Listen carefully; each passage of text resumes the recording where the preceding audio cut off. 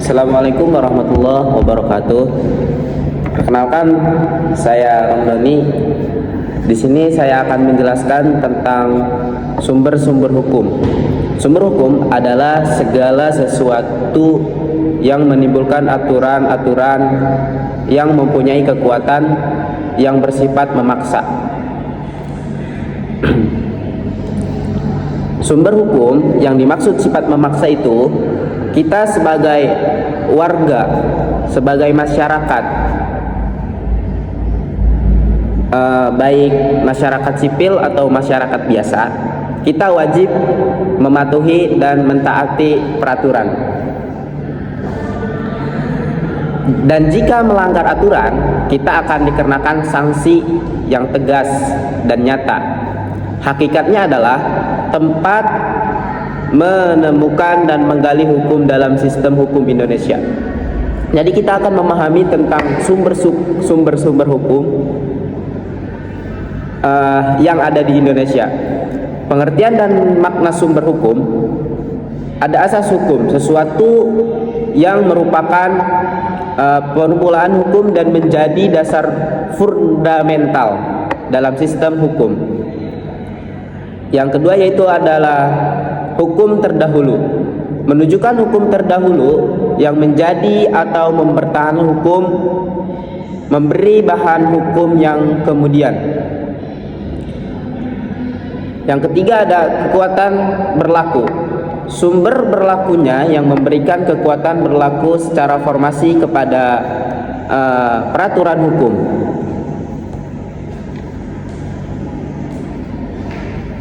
Hukum juga dapat dipahami sebagai tempat dari mana kita dapat mengenal hukum dan sumber terjadinya hukum yang menimbulkan aturan-aturan hukum dalam masyarakat.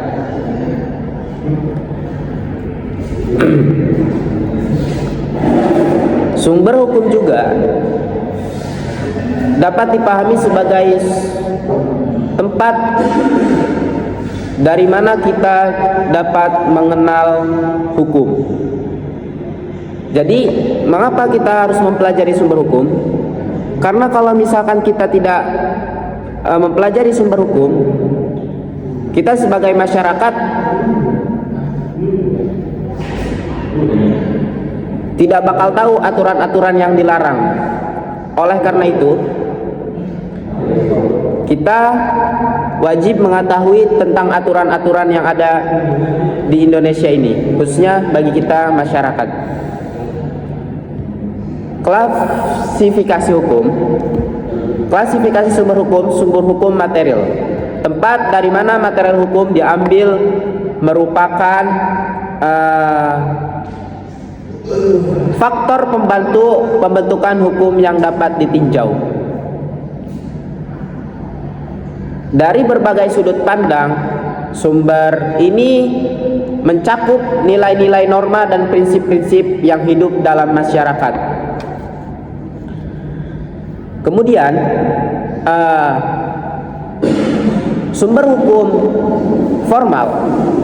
Sumber hukum formal adalah bentuk konkret dari hukum yang dapat diterapkan, yang dapat diidentifikasi dan dapat diterapkan. Terdapat 5 jenis sumber hukum yang diakui dalam sistem hukum Indonesia. Jadi sumber hukum Indonesia itu yang diakui ada 5, yaitu ada undang-undang, kebiasaan, keputusan hakim atau jurisprudensi, traktat. Yang kelima yaitu pendapat sarjana hukum yang terkemuka. Undang-undang sebagai sumber hukum utama. Kenapa sih undang-undang sebagai sumber hukum utama? Karena undang-undang adalah peraturan negara yang mempunyai kekuatan mengikat yang diadakan dan dipertahankan oleh negara. Sebagai sumber hukum farmasi, sebagai hukum formal yang paling utama, undang-undang memiliki hakikat yang jelas dalam sistem hukum di Indonesia. Jenis-jenis undang-undang. Undang-undang formal, keputusan pemerintah merupakan undang-undang, dan oleh karena itu cara membuatnya, undang-undang ini dibuat oleh Presiden bersama dengan DPR melalui proses legislasi yang telah ditetapkan dalam konstitusi. Undang-undang material, setiap keputusan pemerintah yang menurut isinya mengikat langsung bahwa setiap penduduk tanpa memperhatikan cara membuatnya. Yang penting ada substansi dan dampak hukumnya terhadap masyarakat. Berlaku dan berakhirnya undang-undang. Jangan salah, karena undang-undang juga ada masa berlaku dan masa berakhirnya undang-undang. Berlakunya undang-undang yang pertama pada saat diundangkan, yang kedua pada tanggal yang tertentu, ditentukan berlaku surut, ditentukan kemudian dengan peraturan lain. Berakhirnya undang-undang, yang satu yaitu ditemukan oleh undang-undang itu sendiri, dicabut secara tegas. Undang-undang lama bertentangan dengan undang-undang yang baru. Kedua yaitu timbulnya hukum kebiasaan yang bertentangan. Di Indonesia, sebuah peraturan hukum agar berlaku terus harus bersifat luar biasa atau ekstraordinari. Saat ini hanya ada dua jenis pemberantasan teroris oleh pelanggaran HAM. Asas berlakunya undang-undang lex superior derogat legi inferiori. Undang-undang yang kedudukannya lebih rendah tidak boleh bertentangan dengan undang-undang yang kedudukannya lebih tinggi dalam mengatur hal yang sama. Lex specialis derogat legi generali, undang-undang bersifat khusus, mengesampingkan undang-undang yang bersifat umum apabila undang-undang tersebut sama kedudukannya. Lex posterior derogat legi priori, undang-undang yang berlaku belakangan membatalkan undang-undang terdahulu sejauh undang-undang mengatur hal-hal yang sama. Nullum delictum neola ponasini privilegi ponereli. Tidak ada perbuatan dapat dihukum kecuali sudah ada peraturan sebelum perbuatan dilakukan. Undang-undang yang telah diundangkan dianggap telah diketahui setiap orang. Jadi intinya dari nullum delictum nola pore nasine privilegi poneli, kalau misalkan tidak ada undang-undangnya, walau tidak ada hukum, tidak dapat dihukum kecuali sudah ada peraturan sebelum perbuatan dilakukan. Contohnya kita melakukan sesuatu tindak kejahatan. Kalau misalkan belum ada undang-undang, kita tidak bakal dan dapat dihukum karena tidak ada undang-undang sebelum kita melakukan kejahatan tersebut.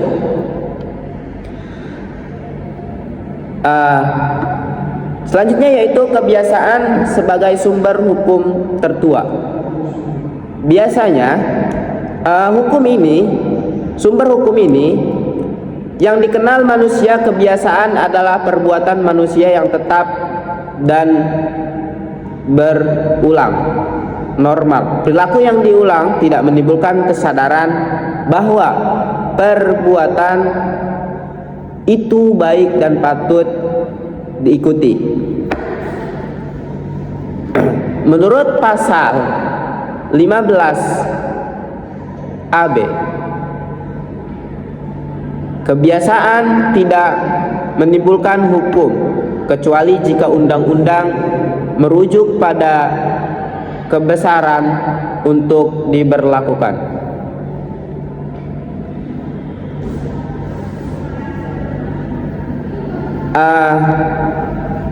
Tidak semudah itu untuk menjadikan kebiasaan sebagai sumber hukum. Ada syarat-syarat dan ketentuannya juga. Syarat-syarat kebiasaan menjadi sumber hukum yaitu berlangsung lama. Perbuatan itu harus sudah berlangsung dalam waktu yang cukup lama dan konsisten dilakukan oleh masyarakat. Itu syarat pertama untuk kebiasaan menjadi hukum. Yaitu yang kedua yaitu keyakinan umum. Menimbulkan keyakinan umum bahwa perbuatan kewajiban, bahwa perbuatan itu merupakan kewajiban hukum yang harus dipatuhi.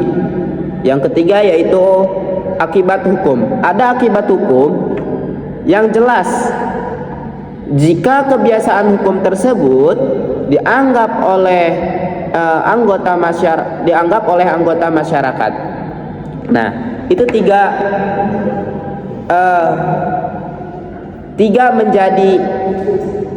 syarat-syarat kebiasaan menjadi sumber hukum. Jurisprudensi putusan hakim sebagai sumber hukum. Jadi putusan hakim, jurisprudensi tersebut adalah putusan hakim yang terdahulu menjadi sumber hukum, sebagai sumber hukum.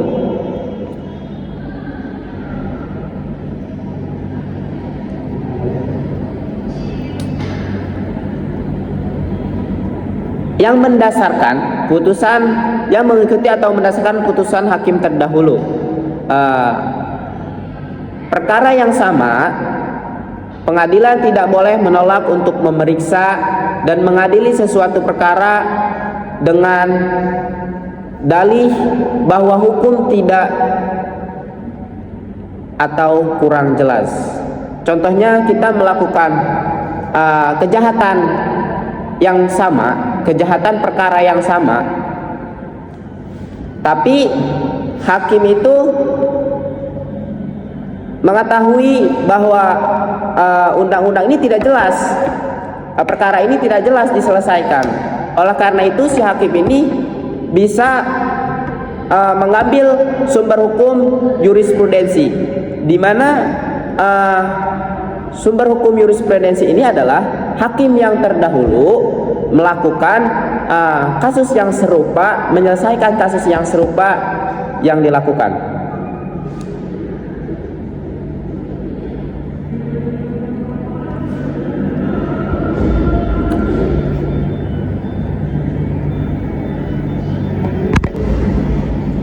Beralih ke materi selanjutnya yaitu tentang sistem hukum.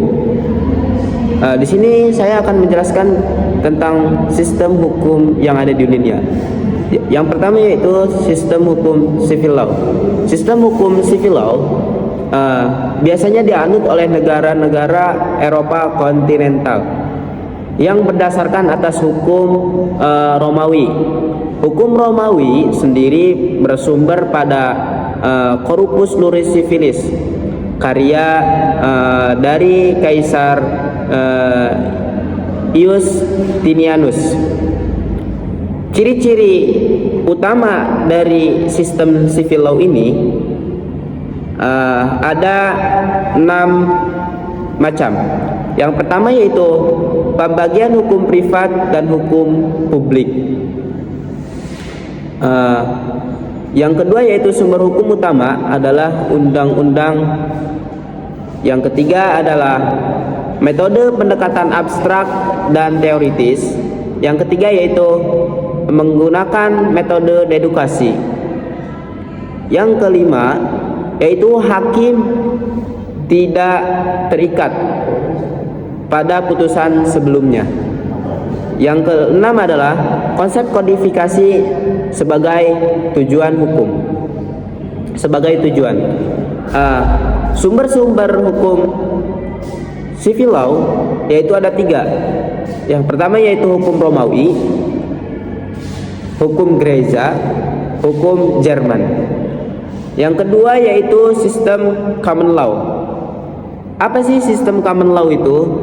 Sistem common law dianut oleh negara-negara Anglo-Saxon dengan ciri tradisional yang kuat, berbeda signifikan dengan sistem common law, dengan sistem civil law yang menekankan logis dan rasional.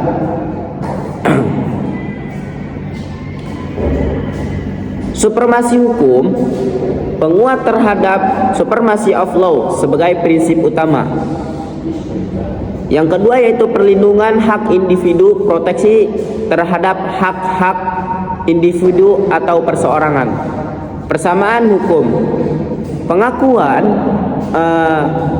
persamaan di hadapan hukum untuk semua pihak. Negara-negara Anglo-Saxon seperti Inggris dan Amerika Serikat, sistem ini memiliki ciri tradisional yang unik, yang kuat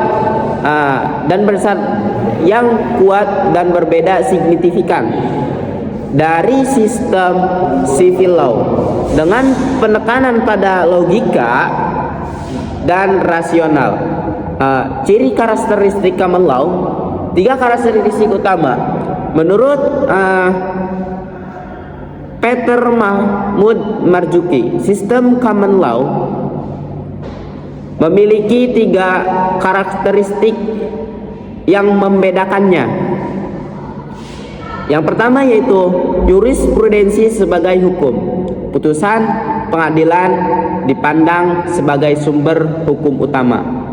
Stare decisis, hakim terikat untuk menerapkan putusan peradilan terdahulu dalam kasus serupa.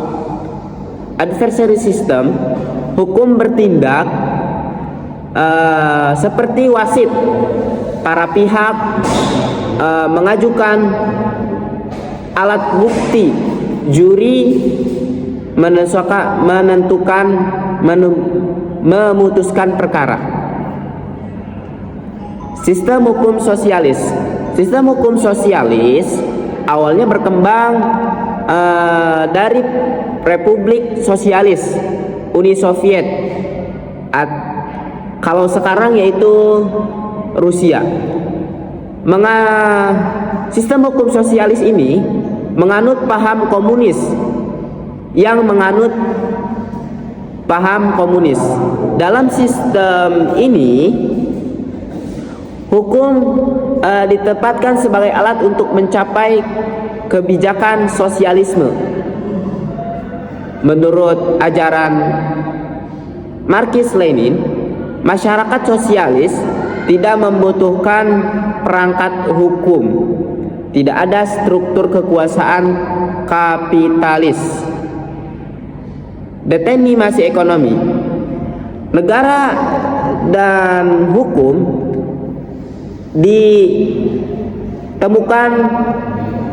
ditemukan oleh tujuan ekonomi. Kepemilikan bersama, hak-hak kepemilikan pribadi dihilangkan. Peran pengadilan sebagai alat mendorong kebijakan negara penganut. Biasanya negara ini yang menganut adalah Tiongkok, Korea Utara, Vietnam, Vietnam, dan Kuba. Sistem hukum Islam. Sistem hukum Islam adalah sistem yang bersumber dari Al-Quran dan hadis. ijma dan qiyas. Sistem hukum Islam biasanya dianut oleh negara-negara yang menganut agama Islam, terutama di Timur Tengah dan sebagian Asia Tenggara. Sistem ini melandaskan kekuasaan pada hukum lain yang bersumber dari Al-Quran dan hadis. Nah, jadi sistem hukum Islam ini bersumbernya yaitu dari Al-Quran, hadis, ijma dan qiyas. Ijma adalah konsensus ulama atau bisa kita sebut sekumpulan ulama. Qiyas bisa kita sebut analogi. Biasanya hukum Islam ini dianut oleh negara-negara Arab Saudi, Iran, Pakistan, Afghanistan, Yaman, Brunei. 9 prinsip hukum Islam menurut Muhammad Thohir Azhari, dijelaskan oleh Zairin Harhab. Sistem hukum Islam memiliki 9 prinsip fundamental, yaitu ketaatan rakyat, kesejahteraan, perdamaian, kemudian peradilan bebas, kekuasaan sebagai amanah, musyawarah, keadilan dan persamaan HAM. Kemudian ada sistem hukum lainnya. Sistem hukum lainnya ada 3 hukum. Yang pertama yaitu sistem hukum kanonik, sistem hukum adat, dan sistem hukum masyarakat Eropa. Hukum gerejawi internal yang mengatur gereja Katolik, gereja Ortodoks, dan komuni Anglikan. Kitab hukum Katolik dikeluarkan pada 25 Januari 1983 oleh Paus Yohanes Paulus yang kedua. Sistem hukum adat terdapat dalam lingkungan kehidupan sosial di Indonesia dan negara-negara Asia lainnya, bersumber pada peraturan tidak tertulis yang tumbuh berkembang dalam kesadaran hukum masyarakat. Sistem hukum masyarakat Eropa memiliki karakter khusus dan tunggal yang lahir dari entitas politik Uni Eropa bersifat supranasional dan terpisah dari civil law dan common law. Karakteristik hukum adat. Istilah hukum adat pertama kali ditemukan oleh Saul Horgen sebagai advanced system. Sistem ini memiliki karakteristik unik yang membedakannya dari sistem hukum lainnya. Ciri khasnya yaitu bersifat tradisional, berperangkat pada kehendak nenek moyang, dapat menyelesaikan diri sendiri, bergantung pada darah masing-masing, memiliki berbagai macam variasi.